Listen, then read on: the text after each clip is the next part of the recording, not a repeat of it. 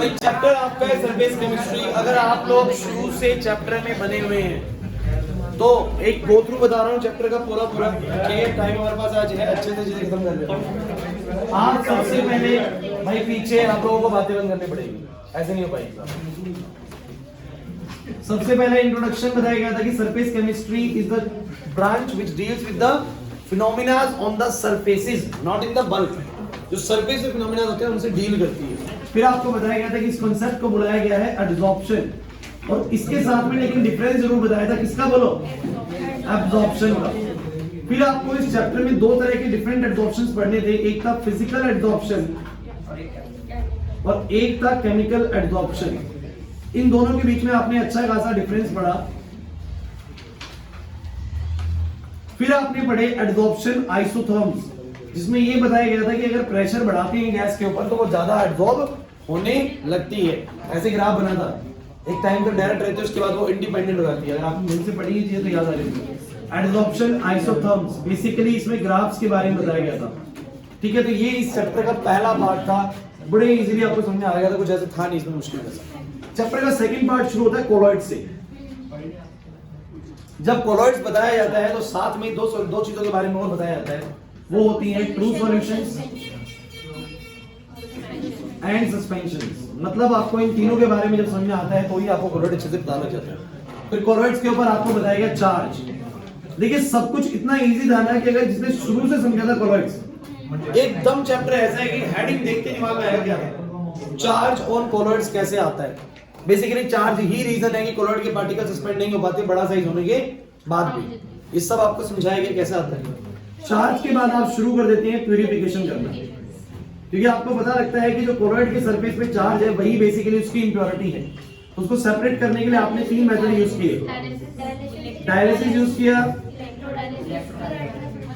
Yes very good, electrodialysis और ultra filtration, सारे methods आपको पता है।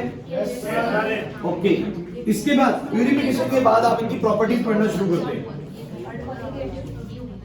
प्रॉपर्टीज ऑफ कोलॉइड्स, कोलॉइड्स के बारे में कुछ खास बात करते हैं। इसमें पहली बात आप पढ़ते हैं कि इनकी क्वालिटेटिव प्रॉपर्टीज में कोई खास आपको वेरिएशन देखने को नहीं मिलता। मतलब कोई खास इनमें एलिवेशन नहीं आता बॉइलिंग पॉइंट में, कोलॉइड डालने के बाद ना डिप्रेशन आता है। Means qualitative properties are hardly observable in case of colloids. Last class समझाया था क्या, ब्राउनियन मूवमेंट। अगर आप नोट्स के थ्रू ही जा रहे हैं तो आपको चार्ज भी फिर से दिखेगा, चार्ज ऑन कोलॉइड्स, लेकिन ये टॉपिक मैं आपको पहले ही करा चुका हूं, so don't worry about that. Tyndall effect कल ही कराया था, मतलब लास्ट क्लास में। इलेक्ट्रोफ्लोरेसिस, basically this is the experiment which is used to confirm the charge on the colloidal particle that in a U-tube chamber। एक U-tube chamber के अंदर एक U-tube type tube होती है, उसके अंदर कोलॉइड एक रोड की तरफ चलना शुरू कर देते हैं, इसको बोला जाता है इलेक्ट्रोफ्लोरेसिस। उसके बाद बच्चों एक आया था कोगुलेशन। कोगुलेशन और कोगुलेशन के कुछ मेथड्स बताए थे, याद है? बाय इलेक्ट्रोफ्लोरेसिस, क्या आप इलेक्ट्रोफ्लोरेसिस को यूज करके आप कोगुलेट कर सकते हैं। बाय प्रोलॉन्ग्ड डायलिसिस, लंबे देर तक डायलिसिस करके आप ऐसा कर सकते हैं। बाय बॉइलिंग ऐसा कर सकते हैं। बाय म्यूचुअल कोगुलेशन ऐसा कर सकते हैं। बाय एडिंग इलेक्ट्रोलाइट, जिसको आपने हार्डी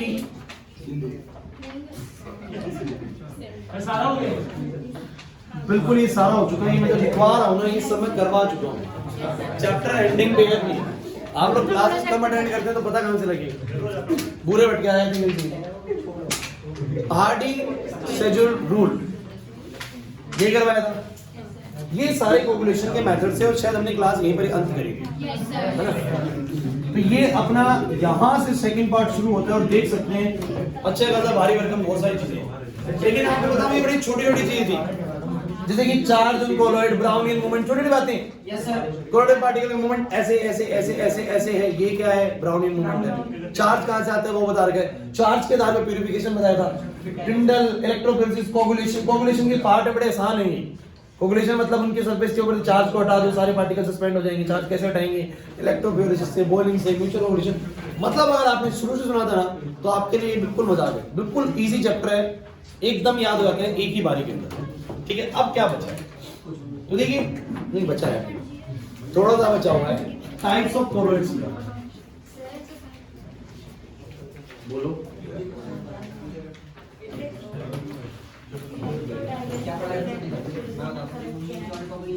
इलेक्ट्रोडायलिसिस अलग होती है। डायलिसिस के अंदर बेसिकली एक मेम्ब्रेन के जरिए काम किया जाता है जिसमें हम चार्जेस को उसके कोलोइडल पार्टिकल की सरफेस से हटा देते हैं। ठीक है, और क्या पूछ रहे हो, इलेक्ट्रोफोरेसिस, ये बेसिकली एक एक्सपेरिमेंट था जिसमें हम ये कंफर्म कर रहे थे कि भाई कोलोइडल पार्टिकल के ऊपर चार्ज होता है और एक जैसा चार्ज होता है। वो यूट्यूब के अंदर जाते हैं सारे के सारे पार्टिकल, क्लास देखो मुझे बता रहे हैं, बहुत इजी है। भाई साहब सुनिए, बोर्ड में देखिए,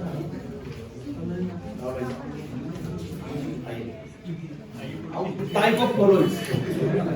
पहला देखिए, on the basis of interaction, on the basis of, इसके 5 टाइप है, मैं पांचों टाइप आपको बताऊंगा, बहुत इजी वे में आपको याद हो जाएंगे अगर ढंग से सुनोगे तो पहला है on the basis of interaction with dispersion medium.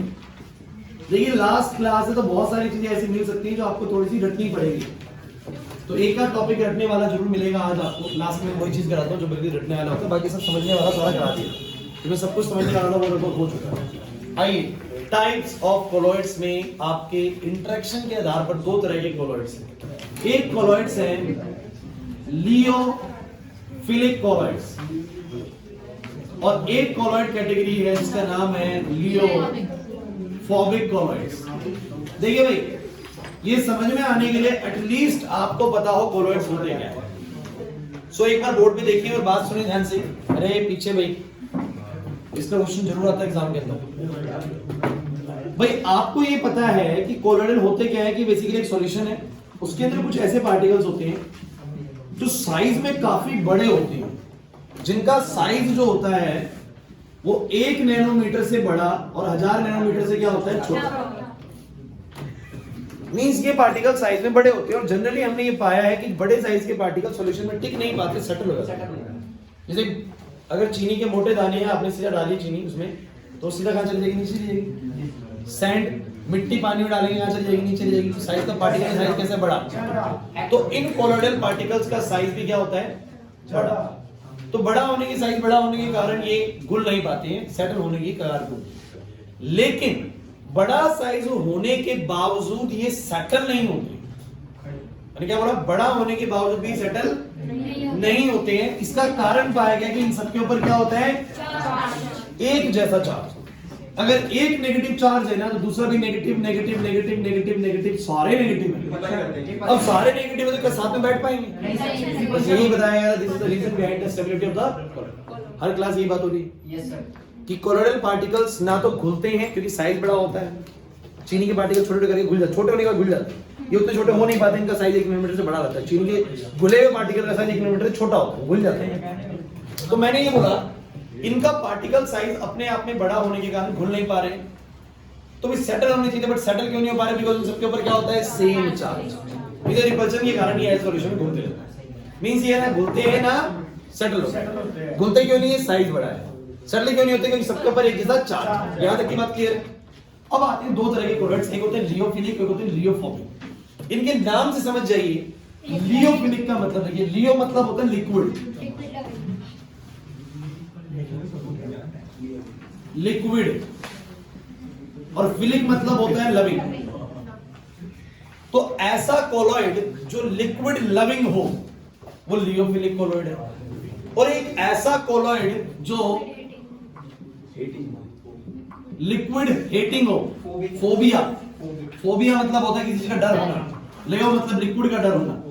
तो एक ऐसा कोलॉइड जिसको लिक्विड से डर हो, जो लिक्विड में बने रहना पसंद ना करता हो, वो लियोफोबिक, और जो बने रहना पसंद करता हो वो लियोफिलिक। अब समझिए बात को, कोलॉइड क्यों स्टेबल है, मुझे बताइए। कोलॉइड सेटल क्यों नहीं होते, बिकॉज़ इनकी सरफेस पे क्या है, बोलो, चार्ज। दूसरा कारण क्या है, कहते हैं लियोफिलिक कोलॉइड्स लियोफोबिक कोलॉइड से भी ज्यादा स्टेबल होते हैं। यस सर, क्योंकि क्या है ना, देखिए इनके पास चार्ज की तो एक कारण है कि चार्ज है तो सेटल नहीं हो रहे, दूसरा कारण है ये हमेशा डिस्पर्जन मीडियम में बने रहना पसंद करेंगे, ये कभी भी उससे बाहर जाना पसंद नहीं, क्योंकि ये लिक्विड लविंग होते हैं नेचर में। मींस लियोफिलिक कोलॉइड्स के पास स्टेबिलिटी के दो कारण होते हैं कि ये सेटल क्यों नहीं होते। पहला कारण कि इनकी सरफेस के ऊपर क्या होता है, चार्ज, क्योंकि कोलॉइड्स के ऊपर सबके ऊपर ही चार्ज होता है, तो इनका एक कारण तो है कोलॉइड के ऊपर चार्ज। इनकी स्टेबिलिटी का रीजन है कि सेटल नहीं हो रहे। वो इसके पास भी रीजन है कि इनके पास चार्ज है तो सेटल नहीं हो रहे, बट इसके पास एक एक्स्ट्रा स्टेबिलिटी रीजन है कि ये क्या होता है, लिक्विड लविंग होता है nature. And since it is liquid loving in nature, तो ये सेटल लिक्विड से नहीं हो पाता, लिक्विड में सेटल नहीं होता, क्योंकि जो चीज लिक्विड लविंग है वो लिक्विड से बाहर जाना पसंद नहीं करेगी, नहीं है बस। लेकिन जो लियोफोबिक कोलॉइड है वो क्या करेगा बोलो, वो सिर्फ और सिर्फ चार्ज की वजह से स्टेबल है। अगर किसी तरीके से चार्ज हट गया तो एकदम सेटल होंगे, बिकॉज उनको लिक्विड पसंद नहीं है, तो इनको फोबिया है बेसिकली। तो कहते हैं कि ज्यादा स्टेबल कौन है, कौन सा करेंगे, लियोफिलिक कोलॉइड। कहते हैं किसका कोगुलेशन जल्दी हो सकता है, कोगुलेशन मतलब किसका हम जल्दी सेटल कर सकते हैं, लियोफोबिक का। तो अगर आप कोगुलेशन वाला टॉपिक पढ़ेंगे ना तो वहां लिखा हुआ है methods of coagulation of lyophobic colloid, पढ़ लीजिएगा, क्या methods of coagulation of lyophobic colloid. क्योंकि यही कोलॉइड ऐसे होते हैं जिनका सिर्फ चार्ज हटा दो सेटल हो जाएंगे, उनका चार्ज भी हटा दोगे तो भी प्रॉपर्ली सेटल, क्योंकि वो लिक्विड लविंग होते नहीं सकते। समझ में आ रही बात, नहीं है बात। तो लियोफिलिक कोलॉइड्स को इतना इजीली सेटल नहीं कर सकते लियोफोबिक को, और यही इनके बीच में एक मेजर डिफरेंस है। इज दैट ओके और नॉट? एग्जाम में या तो डिफरेंस पूछा जाएगा या आपसे इनकी एग्जांपल्स पूछे जाएंगे। तो एग्जांपल्स आपको बिल्कुल नोट्स में से याद करने के, कोलॉइड्स के एग्जांपल, ठीक है। एग्जांपल से कोई तरीका नहीं है, आपको बिल्कुल एग्जैक्टली याद ही करने पड़ेंगे, ठीक है। तो भैया ये दो डिफरेंस समझ में आ गई कि नहीं आ गई? एक मिनट में आ रहा हूं, इसको देखिए।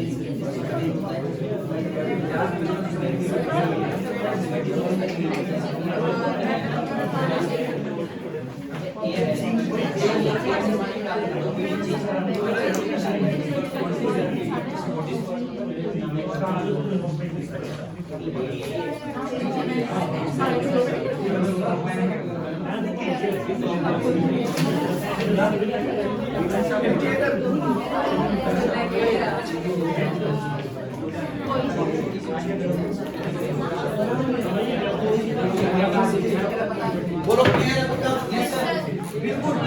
है ना?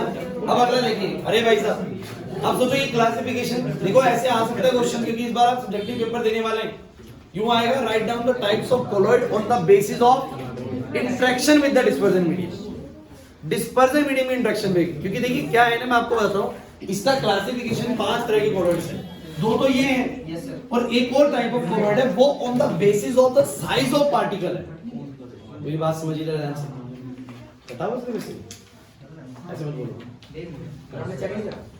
भाई, मैंने चेक करा था, मैं पढ़ा रहा हूं, लेकिन आप मुझे संदेह मिला रहे हो। सर ये तो सिलेबस गुड डॉक्यूमेंट बना के लाए पक्का सही है। हां तो पूरी फाइल है बराबर, टर्म टू सिलेबस ऑफिशियल, नहीं वो क्लास लिखा हुआ सर, गलत पढ़ लिया, वो इतना ज्वाइन करके लिखा हुआ ना, वो ऐसे लग रहा है ऑफिशियल। ठीक है सर, हाईलाइट किया है तो पढ़ लेना। नहीं अच्छा है, बहुत कम बच्चे ऐसे करते हैं।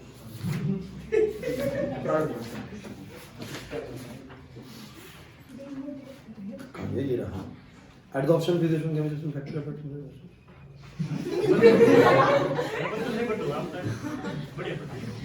अच्छा एसोसिएटेड नहीं आ रहा है, एसोसिएटेड चलो अच्छा है, सही टाइम पे हमने उठाया। इसके अगले वाले के 3 पार्ट है, लेकिन 3 में से सिर्फ 2 आ रहे, एक नहीं है। और प्रॉपर्टीज ऑफ कोलॉइड में टिंडल है, ब्राउनियन है, इलेक्ट्रोफिजिकल पॉपुलेशन खत्म, चैप्टर बस खत्म नहीं है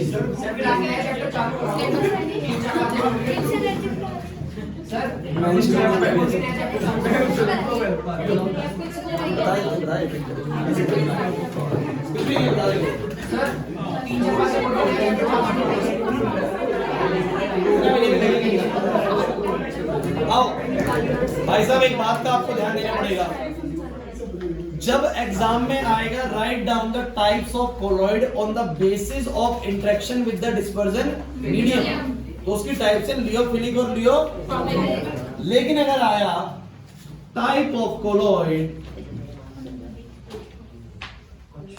on the basis of size of particle, अगर पार्टिकल के साइज के आधार पे आया तो दो क्लासिफिकेशन है, वैसे तीन हुआ करते थे बट अब कितने हैं? दो। एक है मल्टी मॉलिक्यूलर कोलॉइड्स और एक क्या है? ध्यान से समझ लो, पेपर में आएगा ये, बहुत बार आया हुआ है सीबीएसई के अंदर ही। क्या हुआ?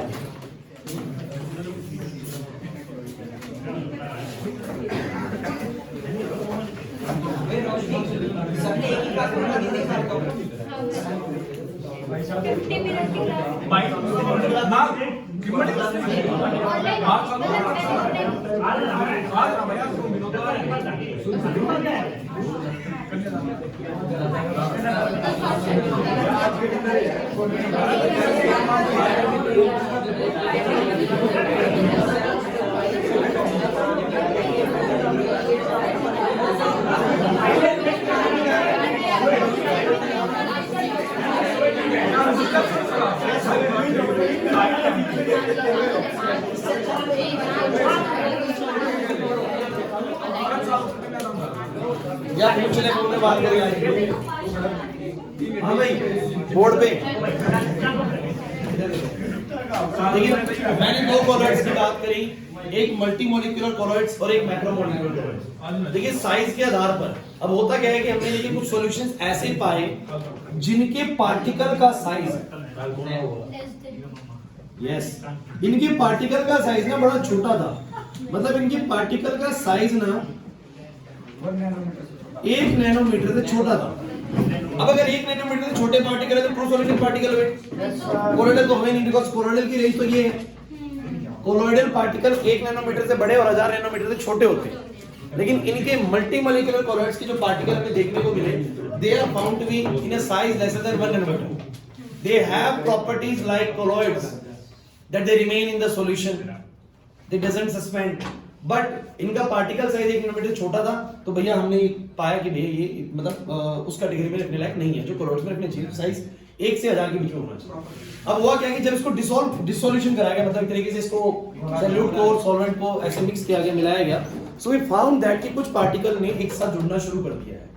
और जैसे मान लीजिए पार्टिकल का साइज एक ही छोटा है, लेकिन अगर मान लीजिए 20-30 पार्टिकल एक साथ जुड़ जाए, फिर कुछ 20 से जुड़ गए, फिर कुछ 20 से जुड़ गए, फिर कुछ 20 से जुड़ गए, तो हुआ क्या कि हमारे इन छोटे छोटे पार्टिकल ने जुड़ के एक पार्टिकल ऐसे बनाने लग गए सारे के सारे मिलके, जिनका साइज 1 नैनोमीटर से क्या मिलने लग गया? बड़ा। समझ रहे बात को मैं बता रहा हूं?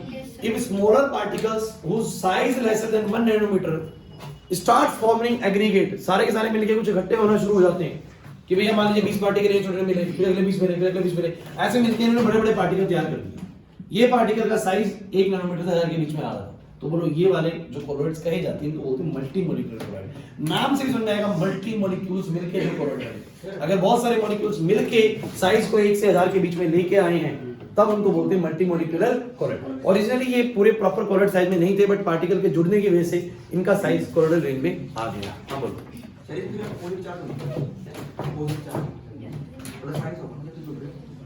नहीं ऐसा जरूर नहीं है, देखिए बेसिकली हाँ, बस कह सकते हो कि बाद में ऐसी प्रॉपर्टी शो करने कोलॉइड जैसी, यूं भी कह सकते हैं। ठीक है, मेरा कहने का मतलब है इनका जो रिजल्टेंट आया है ना, वो पार्टिकल्स के एसोसिएशन से आया हुआ। ठीक है, पार्टिकल्स के एसोसिएशन से आया। हां, इस प्रॉपर्टी मतलब जैसे मैंने ठीक है, ज़्यादा डिटेल में नहीं पढ़ना है इसको, सिंपल आप ये बात याद रखिए, when the solid particles starts forming aggregate and when their size become in the range of 1 nanometer to 1000 nanometer, these types of colloids are called multimolecular colloids। अब मैक्रो नाम समझ में आ रहा होगा, मैक्रो मतलब क्या होता है? बड़े। प्रोटीन, विटामिन, इनके पार्टिकल साइज ना बहुत बड़ा होता है, तो इनका साइज जो होता है ना वो 1000 नैनोमीटर से ही बड़ा होता है। तो पंगा क्या है बताओ जरा? इन पार्टिकल का साइज 1000 से बड़ा है तो भी कोलॉइड नहीं है, तो क्या करते हैं? इनको जब डिसॉल्व करते हैं ऑन डिसोल्यूशन, इनके पार्टिकल टूट के बिखर जाते हैं, and when these large size particles starts breaking, so they will get in the range of the size of 1 nanometre to 1000 nanometre, and colloidal range में आते के साथ ही फिर ये क्या हो जाएंगे? मैक्रोमोलिक्यूलर कोलॉइड्स, बिकॉज़ ये कोलॉइड बड़े पार्टिकल्स के थ्रू बने। सेक्शन ये बस भैया छोटे छोटे जुड़ के बन गए 1 से 1000 के बीच में तो मल्टी, और अगर बड़े पार्टिकल थे 1 से 1000 से नैनोमीटर से बड़े पार्टिकल थे टूट के बन गए छोटे पार्टिकल, माइक्रोमोलिक्यूल। सही है कि नहीं? आगे समझिए। तो classification on the basis of interaction with the dispersion medium आया, तो ये दोनों, और classification on the basis of size of particle आया, तो ये दोनों। नहीं आई बस कर पाओगे? फिनिश। ये था डायलॉग। अरे पीछे भाई ऐसी क्या बात करते रहते हो तुम? इतनी क्या जल्दी हो रही है बैठ? तो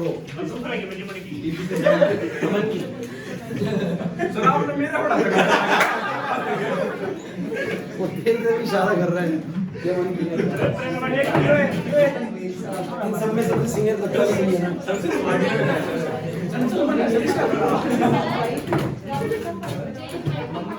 क्लियर हो गया? हाँ बोलो बात।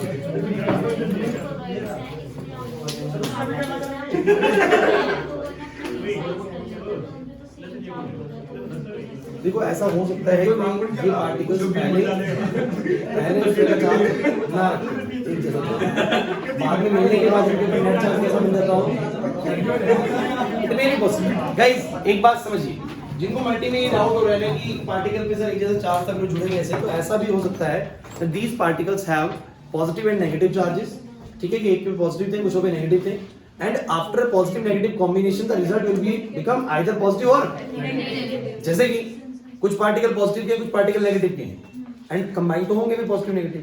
अब मान लीजिए कंबाइन हुए, मान लीजिए पॉजिटिव वाला नहीं, अरे इधर पॉजिटिव वाला पार्टिकल नेगेटिव से कंबाइन हुआ, लेकिन नेगेटिव वाले का मान लो चार्ज ज्यादा है, तो रिजल्ट कैसा बनेगा उनका? नेगेटिव।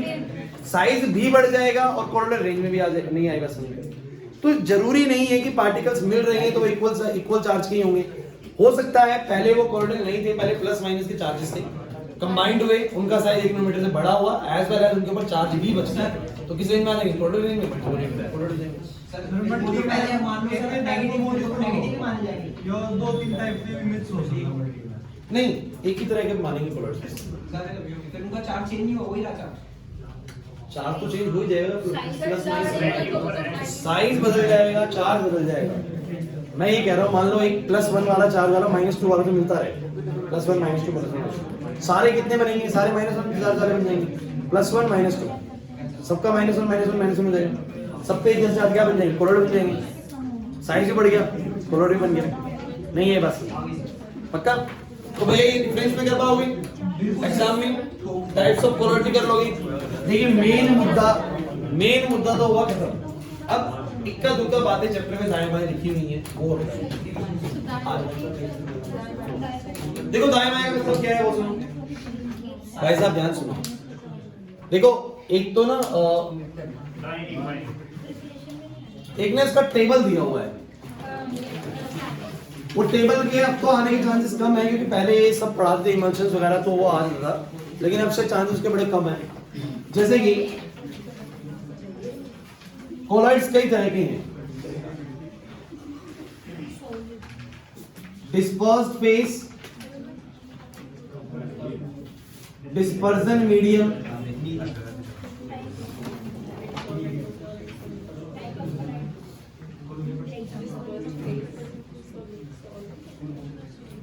मैं इसका थोड़ा बहुत ही आपको बताऊंगा बिकॉज ये पूरी तरीके से टेबल लर्न करने वाला है, इसको आपको याद करना पड़ता है अच्छे लेवल पर, जैसे समझिए। इससे पहले बहुत क्वेश्चन आते थे, अभी का कुछ कह नहीं सकते, अभी भी आ जाएगा। सुनिए आता कैसे क्वेश्चन को समझाने क्वेश्चन। भाई साहब पीछे बातें बंद करना। देखो सुबह सुबह जैसे सर्दियों में आप जैसे मान लीजिए जा रहे हैं तो आपको पता लगता है कि आपके ऊपर फॉग जो है, धुंध जो है, मतलब एक तरीके से मान सकते हैं वाटर की जो ड्रॉपलेट्स होती हैं, वाटर की जो ड्रॉपलेट्स होती है वो आपको आए थी नहीं आई थी कपड़ों पे? बाइक चला के गए तो आपके बाल गीले हो जाएंगे, कपड़े गीले हो जाएंगे। अब समझिए इसका मतलब वो जो एयर के ड्रॉपलेट्स हैं वो बेसिकली पूरी तरीके से सेटल नहीं हुई ना, ध्यान सुनना है, पूरी तरीके से सेटल नहीं हुई, एयर में प्रॉपर्ली मिक्सअप भी नहीं हुई, तभी तो वो हमें लग जा रही है इजीली। मिक्सअप भी नहीं हुई है मीडियम में और सेटल भी नहीं हुई है, सो किस रेंज में आ गई बोलो? कोऑर्डिनेट रेंज में आ गई। बिहेवियर कैसा हो गया बोलो? कोऑर्डिनेट जैसा। एक्चुअली में मॉर्निंग में ये जो आपके पार्टिकल्स होते हैं, वाटर पार्टिकल जो आपके ऊपर आ रही है, ये बेसिकली कोलॉइड है। और ये किस टाइप का कोलॉइड है?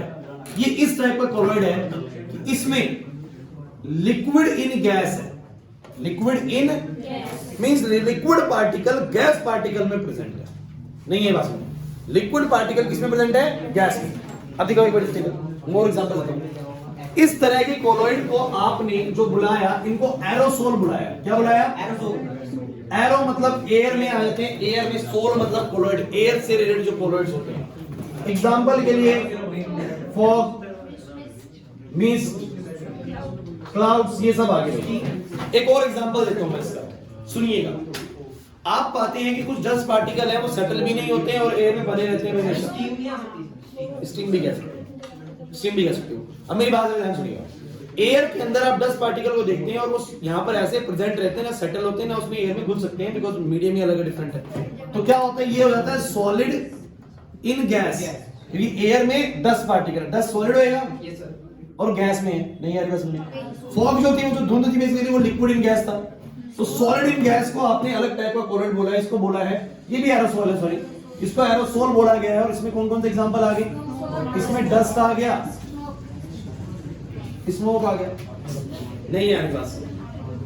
जैसे कि इन्होंने बताया कि जो आप पेंट यूज करते हैं, पेंट जो आप यूज करते हैं करने के लिए, उसमें बेसिकली सॉलिड इन लिक्विड होता है। मतलब कि कुछ सॉलिड चीजों को लिक्विड चीज में मिलाया जाता है। मतलब solid is acting as a disperse phase, मतलब सॉलिड का पार्टिकल, और लिक्विड में उसको मिलाया जाता है। इस तरह के कोलॉइड को सिर्फ सोल बुलाते हैं, और पेंट इसका एक एग्जांपल है। ऐसे बहुत सारे एग्जांपल्स हैं, भी ध्यान रखना, ठीक है ना। ऐसे करके पूरा एक टेबल बना हुआ है, ये टेबल आपको याद है। ये 8 केसेस हैं, 8। क्योंकि देखिए क्या, जैसे मान लीजिए यहाँ पर गैस है, तो सॉलिड में गैस, लिक्विड में गैस, गैस में गैस, समझ बात। आपको लगेगा सर 9 बननी चाहिए गैस तो। अरे मान लो 3 केस हो गए जब गैस है डिस्पर्जन मीडियम, 3 केस हो गए जब लिक्विड है डिस्पर्जन मीडियम, 3 हो गए जब सॉलिड है डिस्पर्जन मीडियम। लेकिन एक केस नहीं होता, गैस इन गैस, क्योंकि गैस और गैस में आप प्रॉपर्ली मिक्स हो जाते हैं, और मिक्स हो गया तो वो कोलॉइडल नहीं है, बात समझे। तो एक्चुअली मैंने टेबल में ऐसे बना हुआ है, इस टेबल को मैं आपको सलाह दूंगा कि आपको याद ही करना पड़ेगा। एंडिंग में इसीलिए कराया था बिकॉज रटने वाला है, आखिरी में कुछ चीजें बताऊंगा जो आपको डायरेक्ट रटनी ही है। अच्छे से याद कर लीजिएगा। सॉलिड इन गैस एक एग्जांपल है डस्ट, इसको एरोसोल बुलाते हैं। लिक्विड इन गैस पता तो लग गया ना टेबल में है क्या चीज, एक्चुअली कंटेंट पता लग जाना चाहिए बेसिकली क्या है, पर याद करना पड़ेगा। समझा मैंने आपको, इधर टेबल में किस तरह की बातें होंगी, आपको इस तरीके से इस टेबल को याद कर लेना, कोई इतनी आपत्ति नहीं है। फिर आपको ना एक और चीज दिखेगी कि कोलॉइड्स बनाए कैसे जाते हैं। जैसे कि एक मेथड है ब्रिडिक्स आर्क मेथड, ठीक है। मैं सारी बातें बताई तो जो बची नहीं है, ज्यादा कुछ नहीं बचाओ, थोड़ा सा बचाओ है। एक है ब्रिडिक्स आर्क मेथड।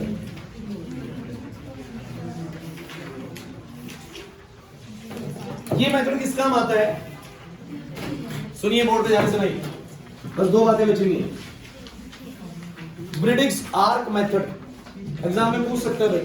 कहता है मान लीजिए मेरे पास एक गोल्ड की रोड है, ये गोल्ड की रोड है, एक और गोल्ड की रोड है AU। अब मुझे ना इससे ना गोल्ड के ऐसे पार्टिकल तैयार करने जिनका साइज कोलोइडल रेंज में है। Means we have to prepare the gold colloidal particles whose size in between 1 nanometer to 1000 nanometer, and we have a gold roll।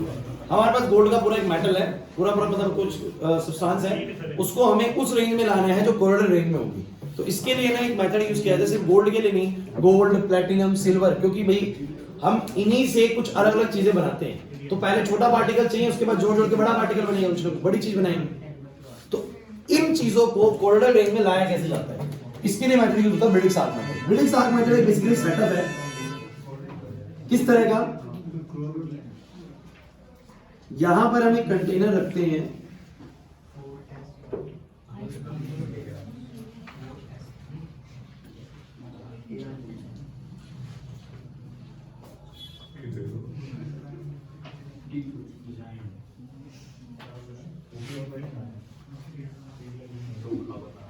बस वही कर रहे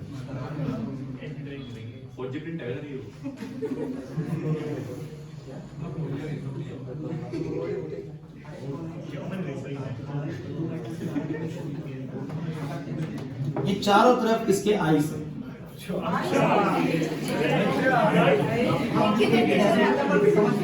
ठीक है, ये आईज है। अब मैं और कैसे, ठीक है, तो ये आईज है, ठीक है। बुक में ऐसे बना बस अब सुनिए 50 लाख मिलने चाहिए। बहुत बड़ी पेंटिंग है सुनो। ये आइस है और ये पानी है भैया। पानी बेसिकली इस आइस बात के चारों तरफ रहते हुए बहुत ठंडा हो जाएगा, टेम्परेचर 0 डिग्री सेल्सियस पे आ जाएगा। अब होता क्या है, हम इसके अंदर ना गोल्ड की रोड्स को ऐसे डिप करते हैं इस तरीके से, ठीक है, और क्या करते हैं हम इसको एक बैटरी से भी कनेक्ट करते हैं, कर सकते हैं प्लस माइनस से। जब ये बैटरी से कनेक्ट होगा तो मुझे बताइए जरा इन मेटल रोड्स के थ्रू क्या जाएगी, बोलो इलेक्ट्रॉन्स करंट फ्लो करेंगे वाटर भी कंडक्टिंग होता है उसमें से भी करंट फ्लो करेगा। तो बीच में क्या होता है ना, बीच में यहाँ पर देखिए क्या होता है, मैं आपको समझाने की कोशिश करता हूँ कि सर्किट में करंट बनता है और इतना इंटेंस करंट बनाया जाता है इसके अंदर सर्किट के अंदर कि आप जानते हैं कि H equal to Joules law of heating के अकॉर्डिंग H इक्वल टू होता है I स्क्वायर RT। जितनी ज्यादा करंट पैदा होगी उतनी ज्यादा क्या पैदा होगी, हीट। तो यहाँ पर क्या करते हैं, बहुत हाई करंट पैदा किया जाता है जिससे बहुत इंटेंस हीट प्रोड्यूस होती है इन मेटल के एंड्स पर। यहाँ पर एक क्या होगा ना, जैसे आप वो समझिए, जैसे कि आप किसी चीज को, किसी बहुत गर्म चीज को पानी के अंदर डालते तो छन से आवाज आती है बेसिकली, होता है ऐसा करके कुछ। तो यहाँ पर ना कुछ इलेक्ट्रिक, अरे इस करंट की वजह से ना यहाँ पर एक इलेक्ट्रिक आर्क पैदा होती है और वो इतनी इंटेंस इलेक्ट्रिक आर्क पैदा होती है कि उससे जो हीट पैदा होती है वो इन मेटल को एकदम से पिघला देती है। मेटल के पार्टिकल को, और पिघलाती भी कैसे, एकदम से नहीं पिघलाती, पार्टिकल पर तोड़ तोड़ के पिघलाती है, थोड़ा थोड़ा करके टूटने लग जाता है, थोड़ा थोड़ा करके टूटने लग जाता है। अब सोचिए टूटना तो क्या होता है, बेसिकली पहले वो इतनी इंटेंस हीट पैदा करता है कि गोल्ड के पार्टिकल ना सीधा वेपराइज होते हैं। वो बाद में कैसे टूटेगा बताता हूं, पहले ही गोल्ड के पार्टिकल सीधा क्या होने लगते हैं, बोलो वेपराइज, सीधा एकदम से आप ये बोल सकते हैं कि Au सॉलिड किसमें आ जाएगा, बोलो Au गैस में। बट ये पूरा का पूरा चैम्बर इतने लो टेम्परेचर पर है कि वो इंटेंस हीट की वजह से जैसे ही वेपराइज हुआ, वेपराइज होते के साथ ही क्या हो गया, कंडेंस। वेपराइज होते के साथ क्या हो गया, कंडेंस। तो वो इस रोड से टूटा हीट की वजह से और ठंडा हो गया किसकी वजह से, बोलो आइस बात की वजह से। तो जैसे ही वेपराइज होता है फिर से वो वेपर से एकदम से कंडेंस होती है ठंडे पानी की वजह से, और क्या हो जाती है, उसके पार्टिकल छोटे छोटे टुकड़े पार्टिकल ऐसे बन जाते हैं जिनका साइज 1 से 1000 नैनोमीटर के बीच का होता है। इस तरीके से गोल्ड या प्लैटिनम या सिल्वर किसी भी तरह के पार्टिकल्स का कोलोइडल फॉर्म बनाया जाता है। एक बार आप जरूर ये वाला टॉपिक में पढ़ेंगे बुकलेट से। देखो अरे यार ये तो पूरा कैलकुलेशन होता होगा, कितनी हीट देनी है, ठीक है, कितना टेम्परेचर लेना है, इसमें हम ऐसे अंदाजा नहीं लगा सकते, ठीक है। हमसे मैं ऊपर ऊपर से इस चीज को पढ़ सकते हैं कि इस मेथड में होता क्या। तो एक बार सब बच्चे निकालेंगे, टॉपिक का नाम है electrical disintegration method. Why it is named as electrical disintegration. Electrical मतलब करंट, डिसइंटीग्रेट मतलब होता है किसी चीज को तोड़ना, इंटीग्रेट मतलब होता है जोड़ना, डिसइंटीग्रेट मतलब तोड़ना। इलेक्ट्रिक करंट की मदद से किसी चीज को तोड़ने को बोलते हैं electrical disintegration method. Is that okay और नॉट? पढ़िए, कहता है this method is used to prepare, ध्यान से, this method is used to prepare sols. Sols मतलब क्या है, कॉलोइड एंड मेटल्स, एंड नहीं आएगा, ऑफ आएगा वैसे, of metals such as platinum, gold, silver etcetera. The metal whose soul is to be prepared is made as 2 electrodes immersed in the dispersion medium. ध्यान से पढ़ेंगे अब line. The dispersion medium is kept cooled by surrounding it with a freezing mixture. An electric arc is struck between the electrodes. The tremendous heat generated by the arc vaporizes the metal, which are condensed immediately in the liquid to give the colloidal solution. नहीं आई बात समझ में है भाई? नहीं बल्ले बना सबको इधर आशीष, सबको क्लियर है? Yes sir. British arc method में इंटेंस हीट की वजह से पहले मेटल वेपराइज होएगा, बाद में सेपरेट। सही है कि नहीं? अच्छा एक चीज बड़ी, मतलब ये पूछे कोई आपसे नहीं, लेकिन इसमें कभी भी कोई आपसे पूछना चाहे कि भाई इन रोड्स को ऐसे क्यों रखते हैं, इन रोड्स को ऐसे नहीं रखा जाता, ऐसे रखते हैं। देखो ऐसे करने से क्या होता है, आपको पता है सर्किट पूरा होने के लिए करंट पूरे सर्किट चलेगा, तो वाटर की थ्रू रेजिस्टेंस थोड़ा ज्यादा मिलता है। तो अगर आप इसको पास ले आएंगे तो वाटर की थ्रू रेजिस्टेंस कैसा मिलेगा, कम। अगर रेजिस्टेंस कम मिलेगा, ओवरऑल रेजिस्टेंस कम हो जाएगा, तो करंट कैसा हो जाएगा, ज्यादा। क्योंकि हम हीट ज्यादा तब पैदा कर सकते हैं या तो रेजिस्टेंस ज्यादा है करंट, लेकिन करंट अगर ज्यादा होगा तो हीट ज्यादा पैदा होगा नहीं, क्योंकि करंट का क्या हो रहा है, स्क्वायर नहीं आ रहा। अगर आप इन रोड्स को ऐसे डिप करते हैं, ऐसे डिप करते हैं सीधी, अरे पीछे भाई आप लोग इतनी बातें करते हैं सर सर अगर पानी में करंट डाला जा रहा है तो H2O भी तो देखा H2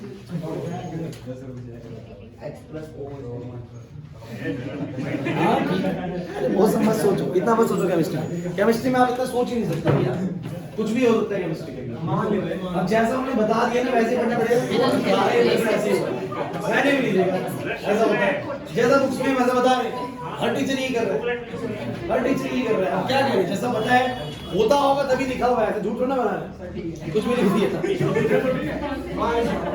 अब मैं ये कह रहा हूँ इन रोड्स को ऐसे क्यों नहीं डिप करते सीधा, क्योंकि सीधा डिप करने से ये रास्ता बड़ा हो जाएगा और रेजिस्टेंस ज्यादा हो जाएगा, तो करंट कम बनेगा, और करंट कम बनेगा तो इतनी इंटेंसिटी पैदा, ताकि करंट ज्यादा बने इसे रेजिस्टेंस को कम रखने के लिए रोड्स को ऐसे नहीं है बात किसे बोलते हैं ब्रिटिश साथ में। लास्ट टॉपिक क्या है, टक्टाइजेशन।